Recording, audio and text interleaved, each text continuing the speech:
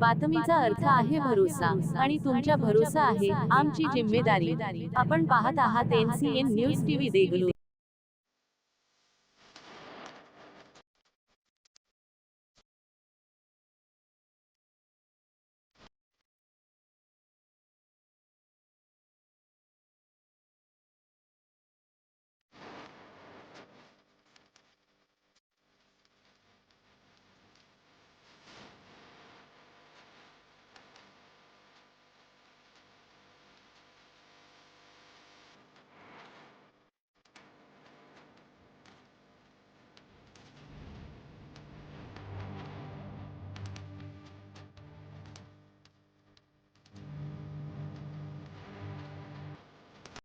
खासदार सन्माननीय अशोकराजे चव्हाण साहेबांना मी अशी विनंती करतो की आपण या विराट सभेला मार्गदर्शन करावं।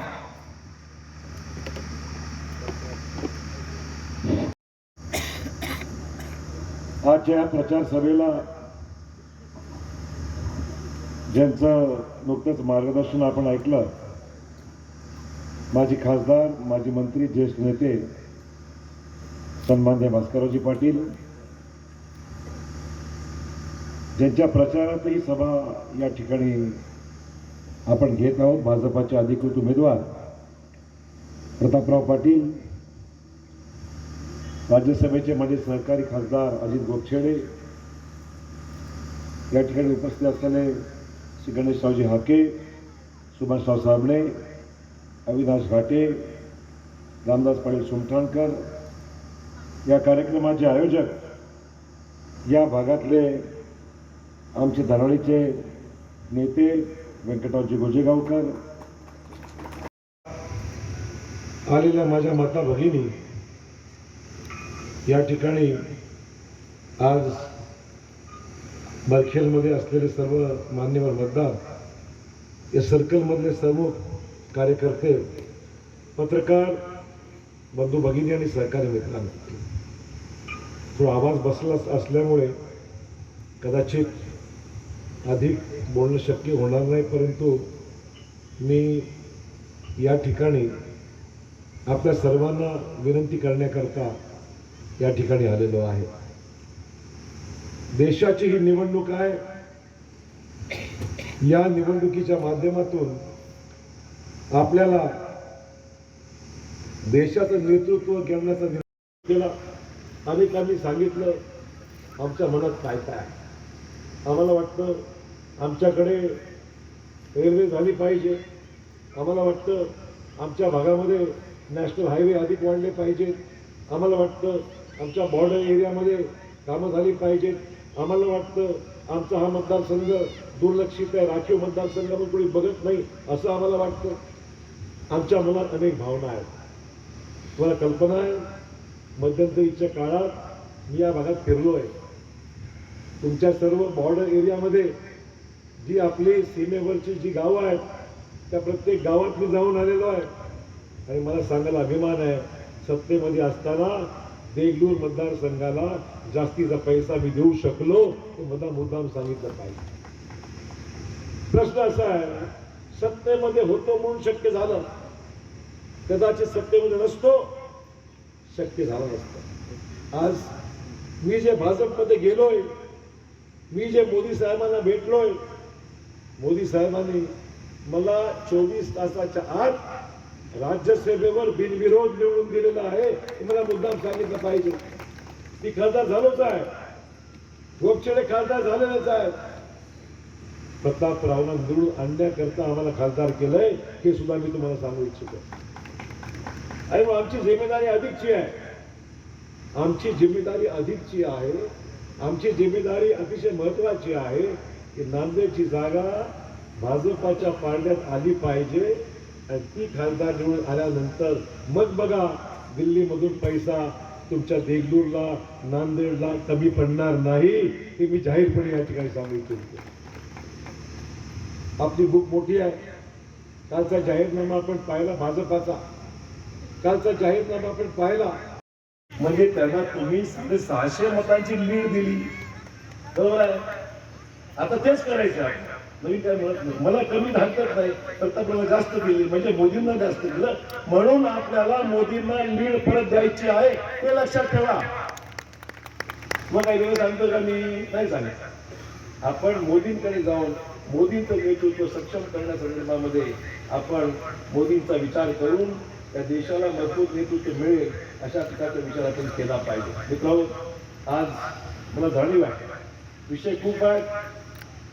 उन्हाळा जोरात आहे, लाईटचा प्रश्न आहे, बीपीचा प्रश्न आहे, पाण्याचा प्रश्न आहे. हे सगळे प्रश्न तुम्हाला जे माहिती आहे ते आम्हालाही माहिती आहे. आणि मग याकरता सुद्धा निश्चितच तुम्हाला मदत करू आणि आपल्या भागामध्ये शेतकऱ्यांना दिलासा कसा देता येईल हा मनापासून प्रयत्न राहणार आहे. तुम्हाला एवढं सांगायचं आहे. अधिकचा वेळ मी घेणार नाही. गोजेगावकरांचं मनापासून मी अभिनंदन करतो. या ठिकाणी रुग्णसेवा विनामूल्य, या ठिकाणच्या लोकांची सोय, हॉस्पिटलची सोय, नातेवाईकांना जेवण खावण्याची सोय, मानव सेवा हीच खरी मानव सेवा आहे. हे गोजेगावकरांनी आपल्या कृतीमधून आपल्या मेहनतीतून या ठिकाणी केलंय. मी या ठिकाणी त्यांचं अभिनंदन करतो. ठीक आहे, राजकीय काही मतभेद असतात, मी मान्य करतो. आता कुठलाही मतभेद राहिलेला नाही. मला खात्री आहे ज्या पद्धतीने गोजेगाव आज काम आजी करत होते त्याच्यापेक्षा दुप्पट मेहनतीने ते काम करतील, कारण आम्ही त्यांच्या बरोबर आहोत ते स्पष्टपणे या ठिकाणी मी सांगतो मी. आणि या ठिकाणी मला अपेक्षा एवढीच आहे. मर्केलवाले मंत्री साहेब 2 वर्षापूर्वी आला तेव्हा वेगळं सांगितलं, आता कोणाच्या हातात सोपवणार आहोत हा या निवडणुकीचा खरा अर्थ आहे. ग्रामपंचायत चालवायची असते तर बहुमत लागतं. एखादं ग्रामपंचायतीला बहुमत मिळालं नाही तर गावाचा विकास होऊ शकत नाही, गाव नीट चालत नाही, कामं होत नाही. हा तर विचार देशाचा आहे. ज्या देशाला एका वरिष्ठ पातळीवर ज्यांनी नेऊन ठेवलेलं आहे, ज्या देशाचं नेतृत्व गेल्या 10 वर्षामध्ये ज्यांनी अतिशय उत्तमपणे केलेलं आहे, आणि उत्तम मी म्हणतो नाही, हे सर्टिफिकेट जनतेने दिलेलं आहे 2दा बहुमत देऊन. एकदा नाही, 2दा बहुमत भाजपाला लोकांनी दिलं. संपूर्ण देशामध्ये प्रचंड मोदी लाट आली, एकदा नाही 2दा आली. आणि आज 3ऱ्यांदा मला खात्री आहे अबकी बार 400 पार खऱ्या अर्थाने आपल्या सर्वांच्या सहकार्याने, आपल्या सर्वांच्या मेहनतीतून आणि आपल्या सर्वांच्या दूरदृष्टीतून हे शक्य होणार आहे. आणि म्हणून ही फार मोठी जिम्मेदारी आपल्यावर आहे. निवडणुकीमध्ये प्रचार, अपप्रचार, संशय, खोट्या नाट्या बातम्या, सोशल मीडियावरून अनेक पद्धतीने चुकीचा प्रचार, सगळी गोष्टी आहेत. पण या सगळ्या गोष्टीमध्ये सत्य काय आहे, खरं काय आहे, क्षमता कोणाची आहे म्हणून नव्हे, आम्ही काही ते तारीफ करायला बसलोय असे मानायचं कारण नाहीये. जे घडलेलं आहे ते वास्तव तुमच्या समोर मी या ठिकाणी मांडलेलं आहे. आणि म्हणून विरोधाला विरोध करायचा, विरोधाला विरोध करून साध्य काय होणार आहे मला सांगा. एखादा खासदार विरोध घेऊन आला निवडून, तो काय करणार आहे? विरोधी बाकावर बसणार आणि विरोधी बाकावर बसून तुम्हाला म्हणणार मी काय करू शकतो, मी ते एकटा खासदार निवडून आलो, मी काय करू शकतो. घडले महाराष्ट्रामध्ये 1-2 खासदार निवडून गेल्यानंतर विरोधी बाकावर फक्त बसून फक्त शिव्या देणं, यातून काही आमचा देगलूरचा विकास होणार नाही. देगलूरचा खासदार, नांदेडचा खासदार हा सत्ताधारी भाजपचा असला पाहिजे, तर आपल्या भागाचा सर्वांगीण विकास सत्तेमध्ये राहून होऊ शकतो. सत्ता कोणाला नको आहे.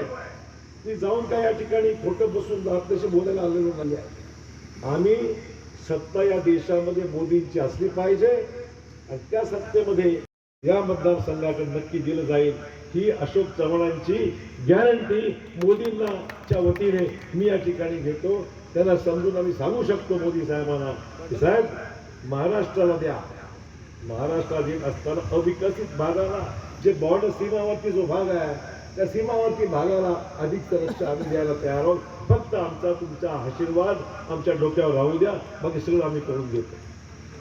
अशा स्वरूपाचं नेतृत्व कधी भेटलो आस्थेने चौकशी मोदी साहेबांनी माझी केली आहे, मला विसरता येणार नाही. आता नाही, काँग्रेसमध्ये असताना सुद्धा मोदी साहेब माझ्याशी बोलायचे, काय चाललंय म्हणून. लपून काही नाही, उघड देशाचा पंतप्रधान मला विचारतो काय चाललंय, मोठी गोष्ट आहे. अनेक वेळा मी सर्व अनुभवलेल्या गोष्टी आहेत. तर एवढ्या आस्थेने याकरता की मोदी साहेब गुजरातला मुख्यमंत्री होते आणि मी महाराष्ट्रात मुख्यमंत्री होतो, माझी ओळख आतापासून तेव्हापासून आहे. पण मी काय याच्या बँडबाजा वाजवलेला नाही की बा मोदी साहेब ओळखीचे आहेत, मोदी साहेब, मला काय त्यांच्याकडून घ्यायचं नव्हतं. मला हे मुद्दाम उल्लेख केला पाहिजे, देशाचा पंतप्रधान हा मला कामामध्ये मदत नक्की करू शकतो याची मला शाश्वती आहे. आणि म्हणून मला शाश्वती, तुम्हाला शाश्वती असली पाहिजे की आपला विकास मागे राहणार नाही. मित्र, आपल्याकडे प्रकल्प, जलसंपदा प्रकल्प, लेंडी प्रकल्पाचा विषय आहे, तिथे बाबरी प्रकल्पाचा विषय आहे, आहेत विषय आपल्या परिसरामध्ये. आपल्याकडे रेल्वे लाईनची गरज आहे, आपल्याकडे शेत विम्याची पीक विमा सोपा झाला पाहिजे, पिकाची आधारभूत किंमत वाढली पाहिजे. मोदी साहेबांनी कालच्या जाहीरनाम्यामध्ये 22 पिकांना आधारभूत किंमत देण्याच्या बाबतीमध्ये वाढून देण्याचा निर्णय कालच्या आपल्या या संकल्प याच्यामध्ये दिलेला आहे. 22 पिकांना मतदान करायचं आहे. मताचं विभाजन होऊ देऊ नका. ज्या अर्थी आम्ही भाजपमध्ये आलेलो आहोत त्या अर्थ आपल्या जिल्ह्याकरता, आपल्या महाराष्ट्राकरता, आपल्या देशाकरता, मोदी साहेबांच्या मागे भक्तपुरुषाकरता आलेलो मित्र. एवढंच या ठिकाणी सांगतो.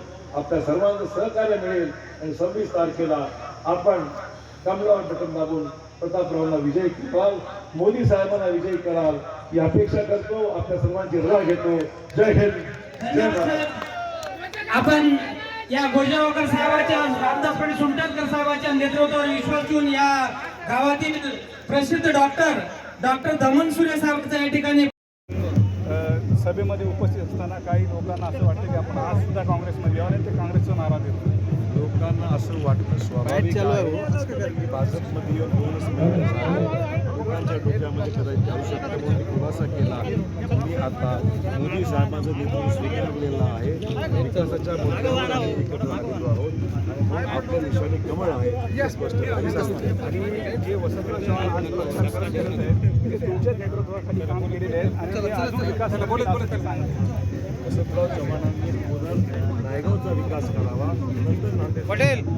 आणि जे भारतीय जनता पार्टीने जे प्रचाराचे जे 5 प्रश्न उपस्थित केले त्याच्यामध्ये बेरोजगारीचा मुद्दा नाही. नमस्कार सर. त्यांनी टीका केली. ऐकलेला वाचलेला नाही.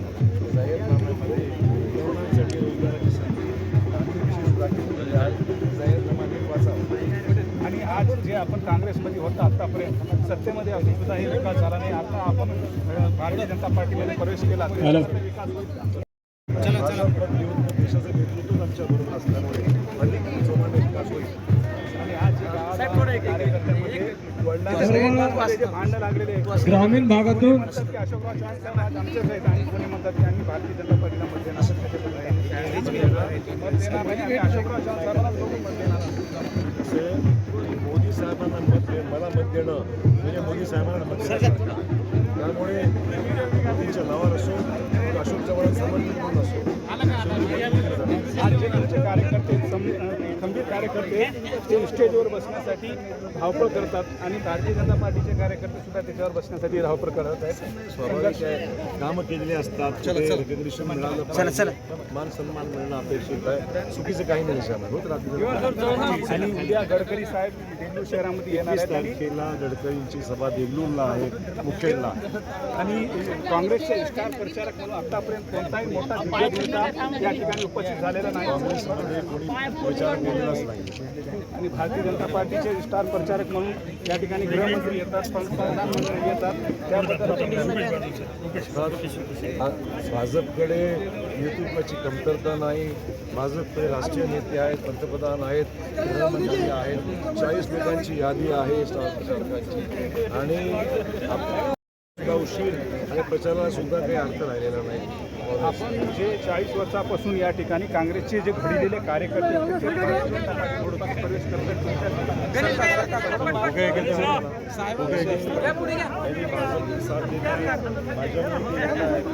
माझ्यावर विश्वास आहे, भाजपवर विश्वास आहे, म्हणून त्यांचं मी स्वागत करतो. धन्यवाद.